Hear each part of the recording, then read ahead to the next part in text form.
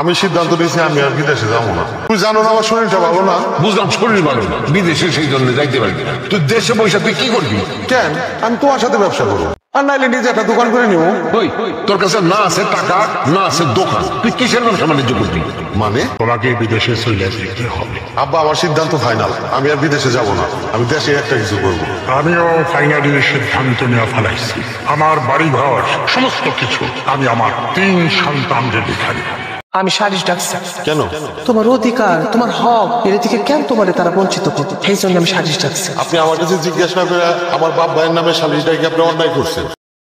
বুঝল, এই দলিলের মধ্যে তো আমি দেখতেছি তোমার নামে তোমার বাবাই তোমার সম্পত্তি দেয় নাই, সমস্ত সম্পত্তি তোমার 2 বোন আর 1 বাইরে লিখে দিয়ে দিচ্ছে। আপা শুধু শুধু আপনি আমাকে সময়গুলা নষ্ট করলেন। যে সম্পত্তি লেখা দিছে সেই সম্পত্তি নিয়ে কি কোনো বিচার আচার হয়? কি করবো দেশে বলো, হাতে তো আর কোনো টাকা পয়সা নেই।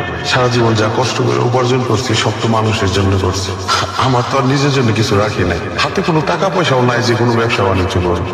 আমাদের যে সন্তানটা দুনিয়াতে আসতেছে ওর জন্য হলো আমাকে বিদেশ যেতে হবে। তুমি একটু টেনশন করো না, নিজের খেয়াল রাখো, নিজের দিকে যত্ন রাখো। তুমি এত অসুস্থ শরীর নিয়ে কিভাবে বিদেশে কাজ করবা? তোমার অনেক কষ্ট হবে তাই না? আরে পাগলি, আমার কোনো কষ্ট হইব না। দেখো আমি সময় মতো ওষুধ খাবো, নিজের খেয়াল রাখবো, দেখতে দেখতে দিন পার হয়ে যাবো। তুমি কোনো চিন্তা করো না, তুমি দেখে।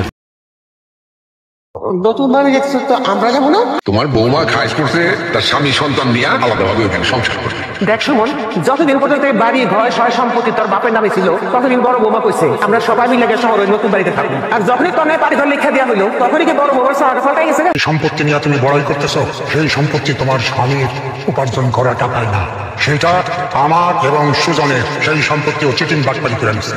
আপনি তো মহাবাটপার, আমার চেয়ে তো বড় বাটপার। তা না হলে আপনি নিজের ছেলের সম্পত্তি বাটপারি করে অন্যের নামে লিখে দেন, এটা তো মহাবাটপার।